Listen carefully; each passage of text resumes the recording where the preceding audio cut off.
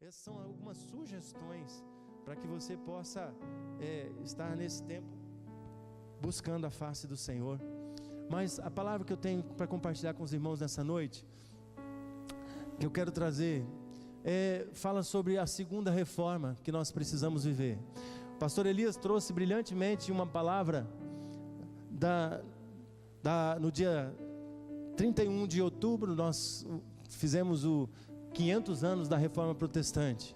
O pastor Elias trouxe aqui a palavra sobre os 5 solas: sola graça, somente a fé, somente Cristo, somente as Escrituras, somente Deus, a Deus toda a glória, somente Deus, a Deus a glória. E foi muito importante o que Lutero e os reformistas fizeram, outros reformistas como Zwinglio, como Calvino, John Knox, Philip Spener, fizeram um ótimo trabalho. Foi algo muito importante, foi algo necessário, que se não tivesse acontecido naquele contexto da história da humanidade, a humanidade estava vivendo um período de distopia. Sabe o que é distopia? É o oposto da utopia. Na utopia, as pessoas desenvolvem a esperança e sonham com coisas que elas esperam, tem a esperança de que aconteça coisas.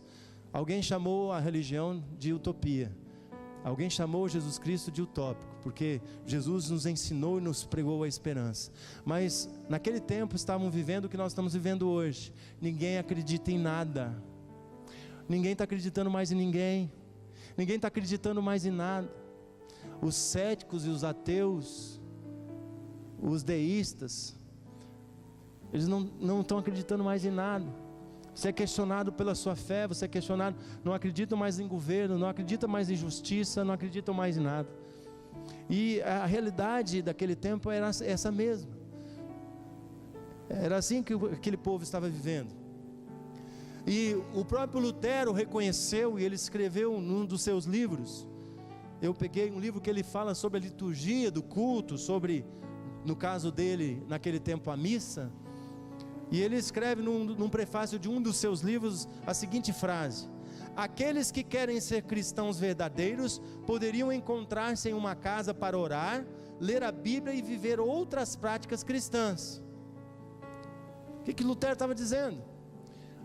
Lutero fez a reforma teológica, trabalhou os 5 pilares, as 5 solas, trazendo o foco de novo para Deus, trazendo o foco de novo para Jesus Cristo, o foco de novo para as Escrituras, foco de volta para a fé e para a graça, que estavam perdidos. As pessoas estavam acreditando que a salvação vinha pela igreja, que elas teriam a vida eterna se comprassem as indulgências, e essas eram as discrepâncias teológicas. Esses eram os conflitos e as mentiras que estavam sendo ensinadas, que não tinham nada a ver com a Escritura, com a palavra de Deus. Mas Lutero reconheceu que precisava haver mais uma mudança, além da teológica. Precisava haver uma mudança de estrutura, que além dos encontros nos templos, nas catedrais, além dos cultos nas catedrais, era necessário cristãos verdadeiros também se encontrar em casa para orar, para ler a Bíblia, para viver as práticas cristãs ou relacionamento cristão. O que Lutero está dizendo? O que ele disse? Mas ele não teve força para continuar essa transformação. Ele não teve tempo para continuar essa transformação. Ele está dizendo que a igreja precisava voltar à igreja do princípio. Jesus pensou uma igreja diferente do que estava acontecendo e do que ainda está acontecendo. A igreja de Lutero foi reformada na teologia, mas a sua estrutura e a sua forma continuou do mesmo jeito. Até mesmo os cultos continuaram do mesmo jeito. Houve algumas mudanças na língua, na tradução da Bíblia, houveram muitos avanços, mas a igreja continuou da mesma forma. Mas Jesus, a catedral que Constantino construiu, continua lá. Essa catedral aí fica em Constantinopla, a cidade de Constantino. Foi ele que construiu. Até hoje está lá. E até hoje as práticas religiosas de uma igreja baseada na catedral baseada no templo, elas estão presentes.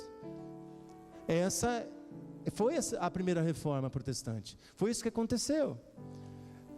A estrutura da catedral continuou por todos esses séculos. E ao construir catedrais, estabelecer rituais e lideranças autoritárias dentro dessas construções, os líderes da igreja mudaram a própria natureza e a vida da igreja como ela foi planejada originalmente por Cristo. Passa, Élica, por favor. Olha como Jesus pensou a igreja. Isso é uma ilustração, meus irmãos, então não se assuste, porque é para dar uma ideia de uma ave que pode voar. Quando Jesus sonhou a igreja, o corpo de Cristo, era para ser uma igreja que pudesse se reunir no templo, como nós lemos em Atos, e nós vamos ler o texto mais à frente, e se reunir nas casas, como acontecia.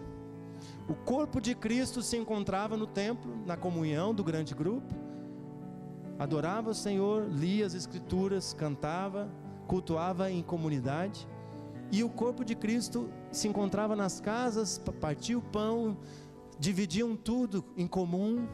Era uma vida em comum, da comunhão.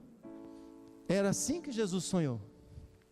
Assim que Jesus explicou para Pedro e transmitiu para os apóstolos, que deram continuidade e sequência ao projeto do corpo de Cristo. As mudanças surgiram a partir da nova maneira de pensar a respeito da igreja de Deus. Passou-se a pensar na igreja de Deus como uma organização, uma instituição ligada ao Estado, sendo administrada por pessoas, por líderes. E essa igreja, então, era muito mais organização do que um organismo vivo, do que um corpo vivo, do que um corpo que podia ter equilíbrio e voar pelo mundo, levando o evangelho a todas as criaturas, e voar até o céu, e ir para o céu. E essa igreja se tornou uma igreja baseada na catedral e no templo. E as pessoas então passaram a ir para o templo da catedral, em dia e horário especial, aos domingos normalmente. E alguém, um sacerdote, um pastor ou um padre, faz alguma coisa para elas. Dá um ensino, dá pregação. Naquele tempo se ensinava as indulgências. Dá uma bênção, ora por cura, ora por prosperidade. E esse mesmo sacerdote também faz alguma coisa por elas. Faz um ritual, um evento, providencia um entretenimento para a vida dessa igreja, para os membros dessa igreja, por um preço ou por um valor, que são as ofertas. Essa igreja se tornou uma igreja de cristãos consumidores. E esse tipo de igreja, de culto, gerou cristãos que só querem consumir, que só querem receber, ao invés de uma igreja que segue o ensinamento de Jesus Cristo, relembrado por Paulo em Atos 20, 35, de que melhor é dar do que receber. Essa igreja só quer receber. A maior parte dos seus membros e participantes estão ali ou estão aqui, procurando a resposta para uma pergunta: o que a igreja pode fazer por mim? A pergunta que é feita por esses cristãos consumidores é: o que a igreja pode fazer por mim? E 20 a 30% dessa igreja tem que trabalhar muito, tem que contribuir muito dízimo e muita oferta, tem que produzir muitos programas legais, muitos cultos divertidos, atraentes, com música boa, com estrutura muito boa, para manter 70 a 80% dos cristãos consumidores na igreja. E esses cristãos precisam estar alegres e felizes, consumindo o que a igreja pode dar para eles. Esses consumidores do evangelho aumentam muito o número de membros das igrejas, mas não acrescentam quase nada no reino de Deus, nem para as suas vidas e muito menos para as vidas das pessoas que estão necessitadas de Deus ou estão se perdendo lá fora, lá nas praças, lá nas ruas, lá nos prostíbulos, lá nas bocas de fumo. Não são discípulos de Jesus que obedecem ao ide de Jesus e fazei discípulos, mas membros consumidores de uma igreja. Misericórdia. Passa, por favor, Hélio. Essa igreja se tornou assim. Imagina uma ave sem asa. sem uma asa. E quando eu pensava nessa parte da palavra, me veio à mente algo que a gente vê todos os domingos.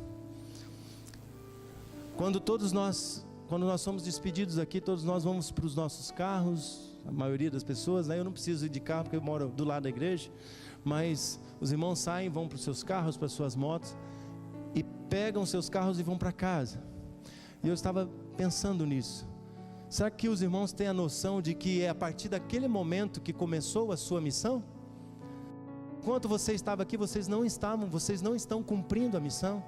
Enquanto vocês estão aqui, vocês estão sendo edificados. Vocês estão sendo edificados para se tornarem semelhantes a Cristo, para serem alimentados e para serem preparados para cumprir a sua missão lá fora.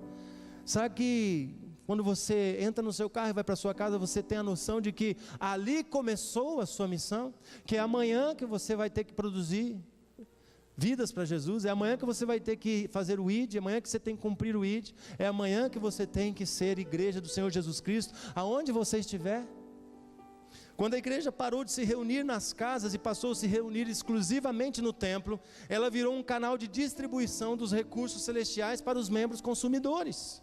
Ao invés de desafiar os membros a serem os recursos, a serem os transformadores, ao invés de desafiar os membros a produzir vida na sociedade, vida lá fora, serem discípulos de Jesus, produzirem recursos na vida das pessoas, levar a redenção em Cristo, a salvação em Jesus a todas as pessoas, nações e povos, a igreja ficou na defensiva, a igreja se fechou entre quatro paredes, e ao invés de ser a igreja ofensiva que invade o inferno e que a porta do inferno não prevalece contra ela, se transformou a igreja que se esconde do inferno, que se protege do inferno que está lá fora, que se protege do inferno que vive as pessoas lá fora, que fecha as portas, se aconchega nas poltronas, e se torna a igreja que não avança contra as portas do inferno, mas que as portas do inferno estão avançando contra ela. Uma igreja de rituais, de muitos rituais, para satisfazer o consumidor cristão. Uma igreja de política, onde existe muita política, onde a igreja como instituição, como organização tenta entrar na política, e eu quero dizer que não é a igreja na política que vai fazer diferença, mas são homens igrejas e mulheres igrejas como nós. A igreja do Senhor Jesus sou eu, é você.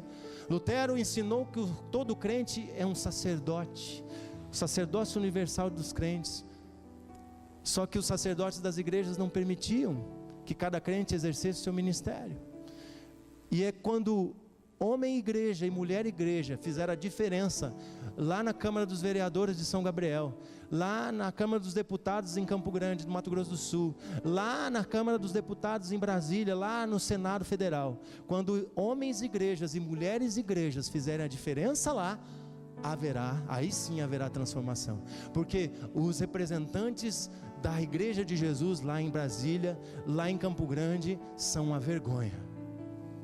Estão vendendo a fé, estão barganhando a fé, estão vendendo tudo por poder e dinheiro. Essa igreja de ritual, de políticas e de práticas religiosas se tornou uma igreja sem asa, se tornou uma igreja que não levanta voos.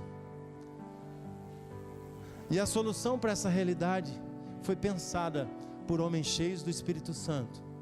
E é por isso que eu estou falando que nós estamos vivendo, que nós precisamos intensificar e viver a segunda reforma.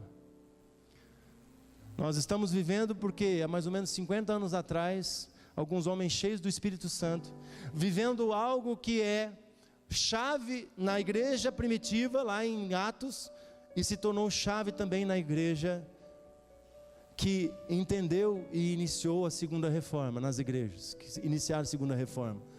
Perseguição.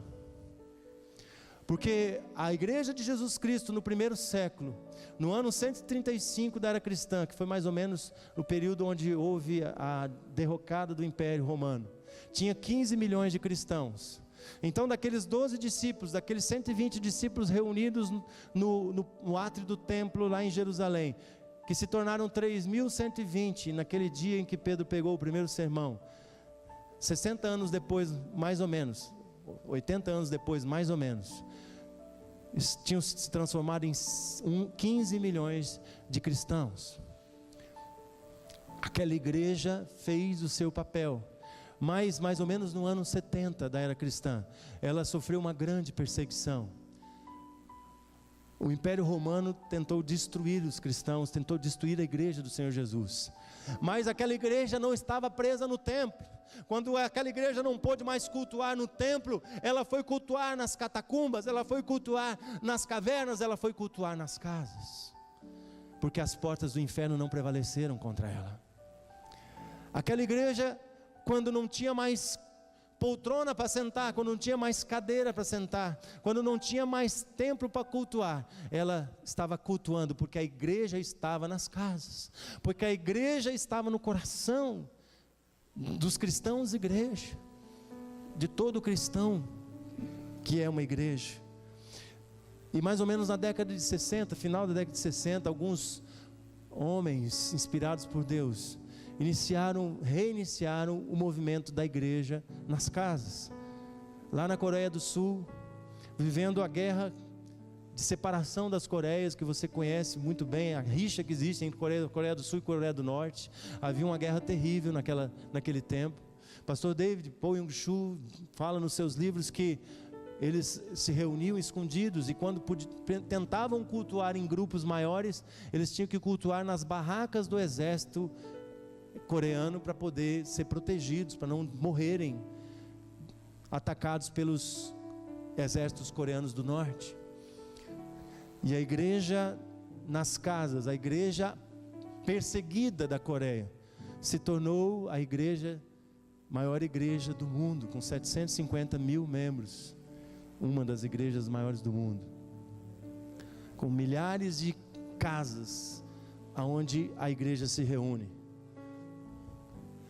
A resposta, a pergunta que muitos estão fazendo: o que a igreja pode fazer por mim? Essa pergunta não tem resposta, porque a pergunta correta é outra. Vamos ler, abra sua Bíblia, glória a Deus, aleluia, no livro de Atos capítulo 2, nós vamos ler do verso 42 até o verso 47, um texto muito conhecido, você já deve ter lido várias vezes esse texto, mas eu quero que você contextualize.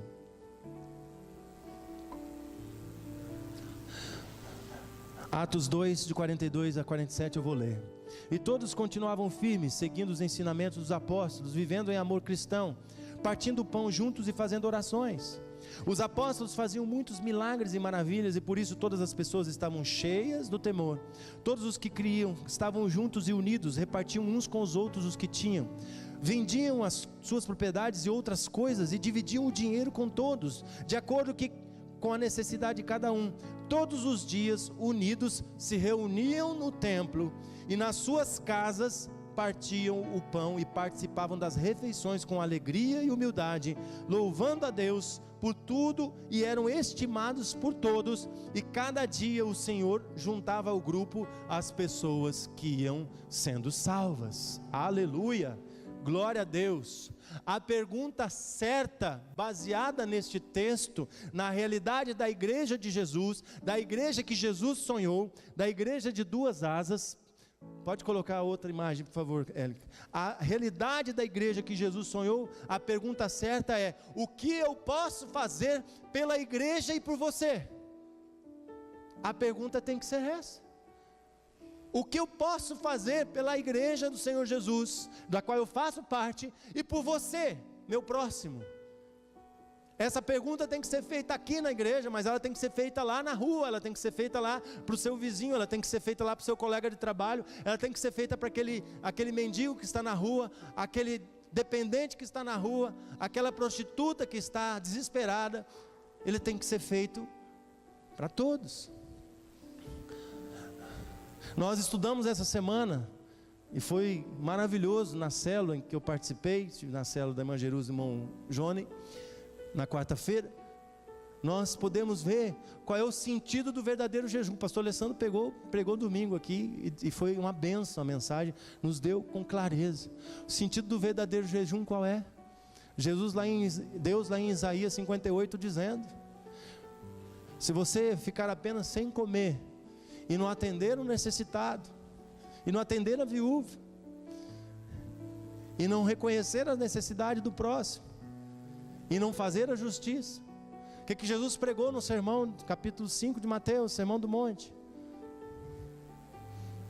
Felizes, bem-aventurados são aqueles que têm fome e sede de justiça.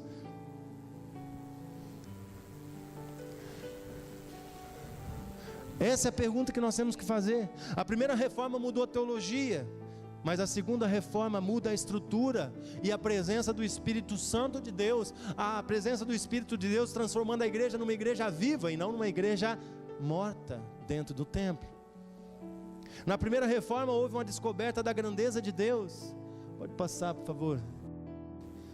Primeira reforma, a igreja no templo, Deus Altíssimo, Deus Todo-Poderoso, grandeza de Deus, glória só a Deus, Jesus Salvador e Senhor, fé, graça, santidade, Deus eterno, Rei exaltado, um Deus adorado. Tudo isso é a verdade sobre Deus, tudo isso é a transcendência de Deus. Ele está acima de todas as coisas, Ele é poderoso, Ele é supremo, Ele é eterno, Ele é amoroso. Tudo isso é verdade e Deus deve ser exaltado dessa forma. Mas na segunda reforma nós aprendemos com a igreja de Jesus Cristo lá em Atos, que nós temos que ter um relacionamento também com Deus presente, o Deus conosco, o Emanuel, um relacionamento íntimo, um relacionamento próximo com Deus e entre nós, um relacionamento com Deus Consolador, com o Espírito Santo de Deus, um Deus amigo, acessível e humilde, que se identifica comigo, com as minhas necessidades e com as suas necessidades, e se identifica com você, se identifica com a sua vida, que se relaciona com você. Nós temos vários exemplos na palavra de Deus, de homens de Deus, que viveram esses dois tipos de relacionamento. Então nós não podemos, baseado na palavra de Deus, pensar em apenas um tipo de relacionamento com Deus. Nós precisamos ter a honra e a glória seja dada a toda a Deus, mas nós precisamos ter um relacionamento com Deus próximo, um Deus que está aqui, um Deus que está em mim, Jesus Cristo habita em mim. Nós vamos ver o texto da palavra de Deus que Jesus está falando isso para nós. Elias, o profeta, teve um relacionamento poderoso com Deus. Nós vemos a narrativa na palavra de Deus, onde Elias vence com o poder de Deus a 400 profetas de Baal, e Deus se manifesta poderosamente, e ele queima o sacrifício no altar, ele lambe com o fogo de Deus a água que estava ao redor do altar, e se manifesta com poder e grande glória naquela batalha contra os profetas de Baal. Ali o profeta Elias tem um relacionamento com Deus Todo-Poderoso, Deus Altíssimo de Israel. Mas esse relacionamento não era suficiente. Quando Elias foi perseguido por Jezabel, e ele achou que ia ser morto, ele entrou em depressão e foi para a caverna. E precisou que o Deus próximo, que um Deus imanente, um Deus que se relaciona conosco, um Deus que está conosco, um Deus que está em nós, se manifestasse a Elias lá na caverna e dissesse: Elias, meu amigo, o que você está fazendo aí? Deus se manifestou de várias formas para Elias. Um vento suave. E Elias então ouve a voz de Deus, e Deus fala para ele: sai da caverna, vem se relacionar comigo. Agora você vai entender, ainda tem 7.000 profetas vivos, você não está sozinho.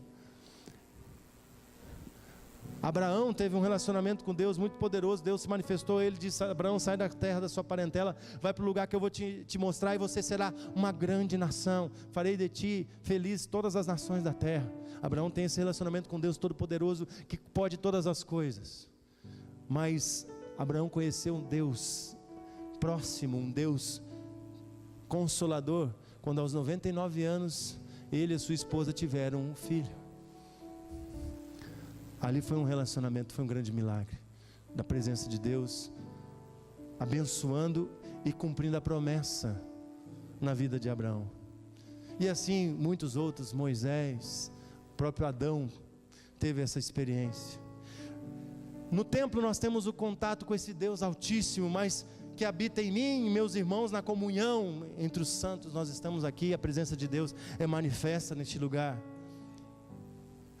Mas Deus criou um meio de se relacionar comigo e com você, assim como Ele se relaciona na Trindade com Jesus e com o Espírito Santo. Deus quer se relacionar comigo e com você, mais próximo, e Ele quer que nós, nesse relacionamento com Ele, tenhamos um relacionamento com as outras pessoas, que nós tenhamos essa experiência de ir levar Jesus, levar a salvação e a redenção em Jesus para as outras pessoas, a transformação, a cura, a libertação. Deus criou um meio de se relacionar comigo, no templo, no grande grupo. Quando nós estamos reunidos no corpo de Cristo, nós temos um encontro com Deus neste lugar, mas Ele também tem um relacionamento íntimo comigo no meu lugar secreto, aonde eu posso falar e Deus me ouvir, aonde só eu e Ele nos encontramos. E eu espero que você tenha esse encontro diário com Deus, porque é triste quando a gente não se encontra com o nosso melhor amigo todos os dias. Não é legal, não é bom quando a gente não tem um relacionamento próximo da pessoa que nós dizemos amar mais na vida. Então que você tenha esse encontro íntimo com Deus todos os dias. Oração, jejum e oração se manifesta nesse encontro com Deus, no encontro de grupo grande, mas no encontro íntimo também. E Deus se relaciona também conosco através do encontro de pequenos grupos, quando tem 2 ou 3 pessoas, 4 pessoas, 5 pessoas, 8 pessoas reunidas. Jesus Cristo em Mateus 18:20 diz: onde houver 2 ou 3 reunidos em meu nome, ali eu estarei. Eu estou com vocês, disse Jesus. Quando chegar aquele dia, vocês ficarão sabendo que eu estou no meu Pai e que vocês estão em mim, assim como eu estou com vocês. Olha só, Jesus faz um jogo de palavras aqui, que nos coloca numa condição de estarmos envolvidos na Trindade. Jesus está dizendo: vocês ficarão sabendo que eu estou no Pai. Jesus se relacionando com Deus. E que vocês estão em mim, eu e você nos relacionando com Jesus, assim como eu estou em vocês, Jesus se relacionando comigo e com você. Que coisa mais linda, que maravilha. Nós sabemos que Jesus habita em nós. A palavra de Deus fala tanto sobre isso. Não vou falar mais textos, porque você conhece tantas vezes o apóstolo Paulo falando que nós somos a habitação do Espírito Santo de Deus, e vários textos. No grande grupo da igreja, nós exaltamos ao Deus Altíssimo, adoramos e experimentamos Deus Pai sendo exaltado e habitado em mim, Deus Filho sendo glorificado e habitando em mim, e o Deus Espírito Santo habitando em mim. Mas nessa experiência de relacionamento nosso com Deus, nós precisamos também nos relacionar com as outras pessoas. Nós precisamos também levar essa intimidade que nós temos com Deus, de Deus habitando em nós, para as pessoas que não conhecem, que não têm essa habitação, que não recebem essa morada de Deus. É isso o ide de Jesus. É isso que Jesus está ensinando à igreja. Saia das 4 paredes. Não fique na igreja apenas do templo, na igreja apenas da catedral. Saia para as ruas, vá para as casas. Esse modelo do templo não é o modelo da igreja que Jesus Cristo sonhou. A primeira reforma não mudou esse modelo, essa estrutura. Mas a segunda reforma está trazendo essa mudança. Essa igreja está vivendo a segunda reforma há muitos anos. Essa igreja está buscando viver a segunda reforma.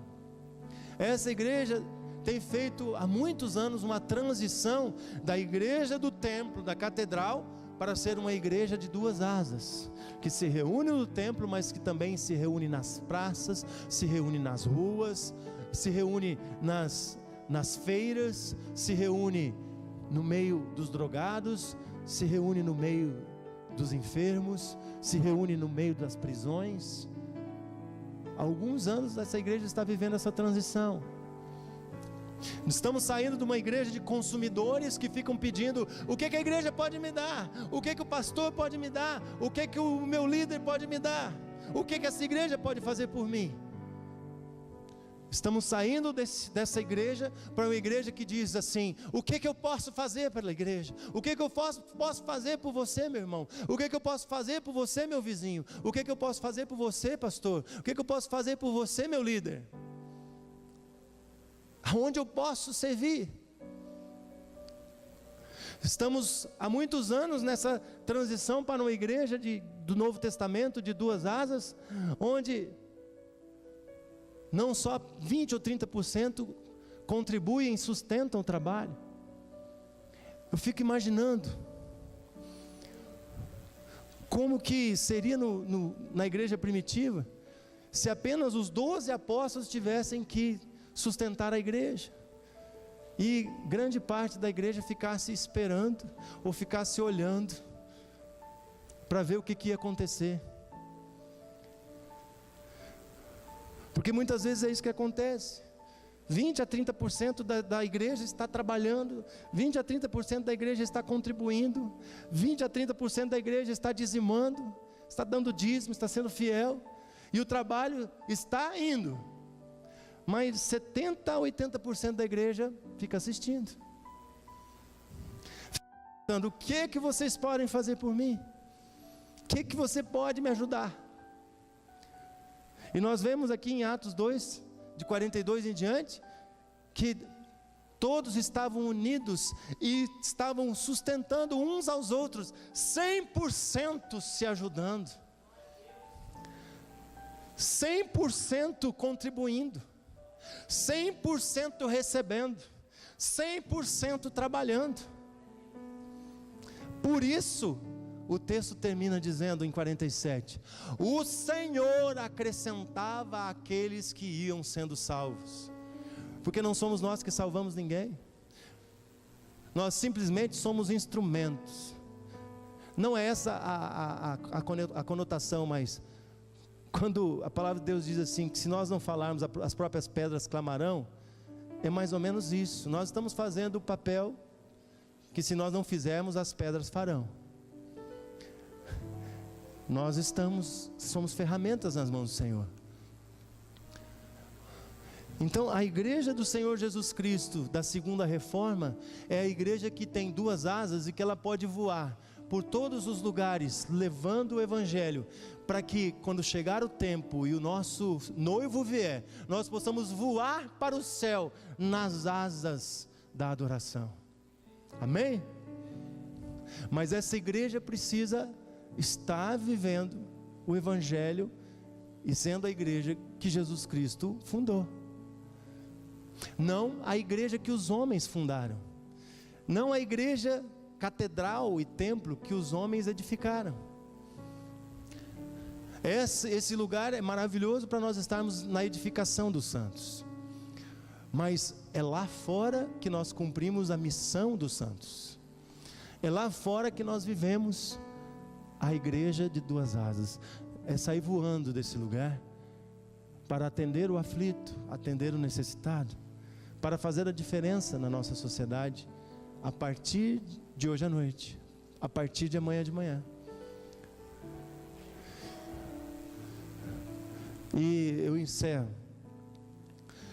dizendo que nós chegaremos no tempo que não teremos mais tempo para nos reunirmos.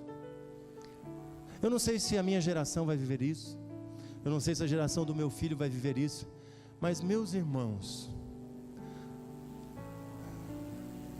a igreja está sendo perseguida.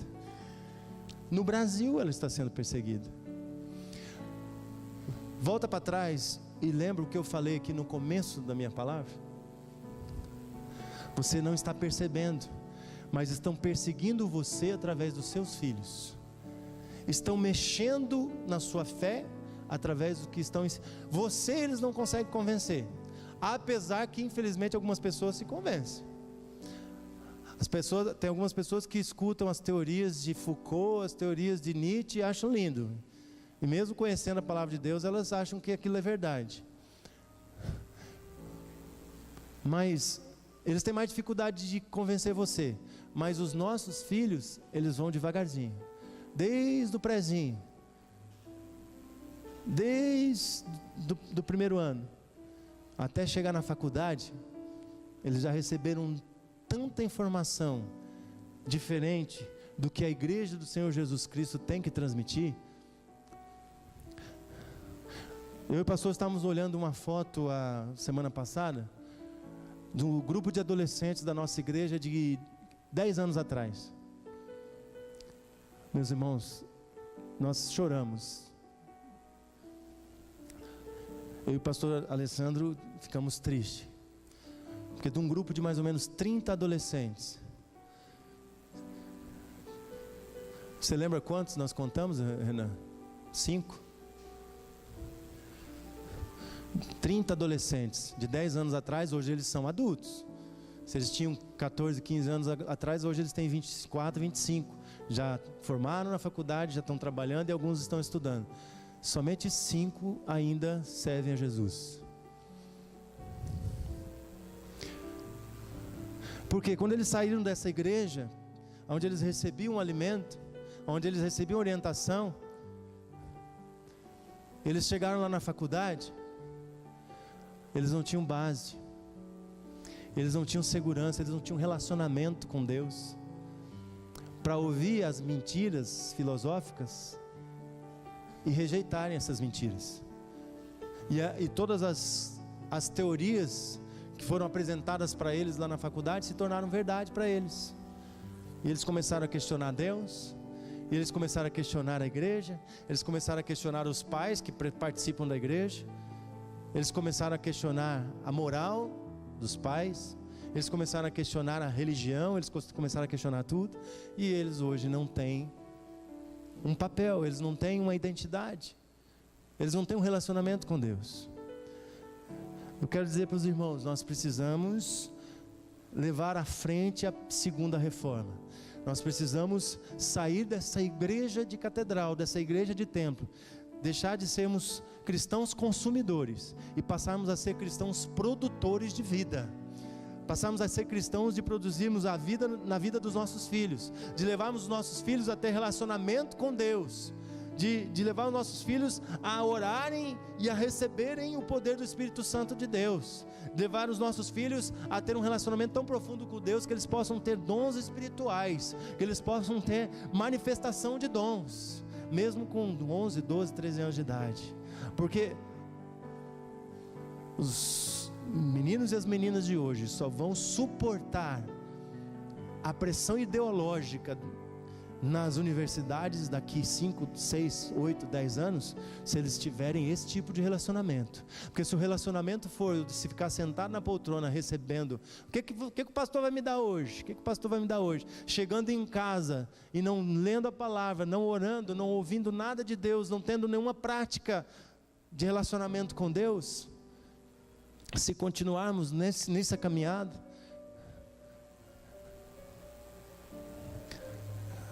o resultado não vai ser diferente. Então o meu desafio para a igreja nessa noite, e a conclusão dessa palavra, é que o tempo já chegou, em que os verdadeiros adoradores adorarão a Deus em espírito e em verdade.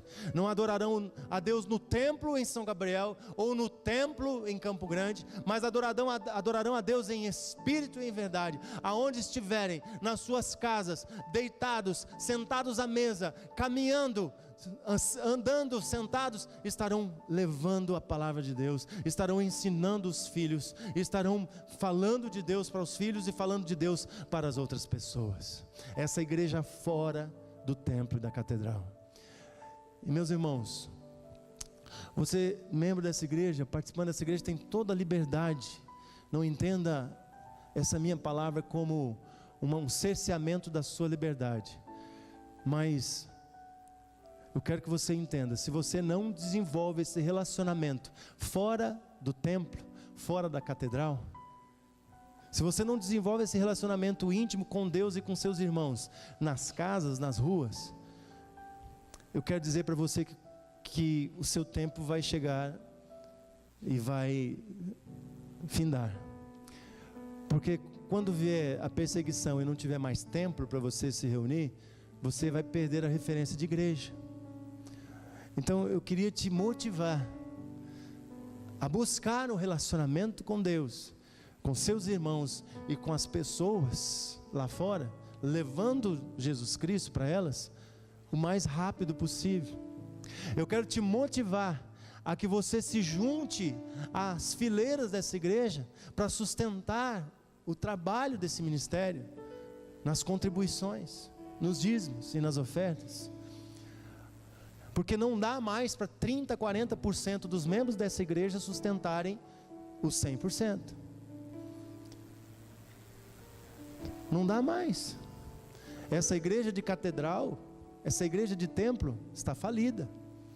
Ou a igreja pega junto, todos os membros do corpo de Cristo pegam junto nesse arado e vão para frente sem olhar para trás, porque Jesus disse: aquele que põe a mão no arado e olha para trás não é digno do reino. Então o meu desafio nessa noite para você, membro desta igreja, servo do Senhor Jesus Cristo, uma igreja que não quer ficar presa a esse templo, uma igreja que quer voar altos voos por São Gabriel do Oeste, quer ter casas em todos os bairros dessa cidade cultuando a Deus, igrejas de Jesus em todos os bairros dessa cidade, quer ter templos para pequenos, para grandes, médios grupos em todos os bairros dessa cidade, igreja que quer levar o evangelho de Jesus para os outros municípios dessa região, para os outros lugares que não têm ainda um atendimento do reino de Deus. Não dá mais. O modelo de igreja, de templo e catedral, ficou na primeira reforma.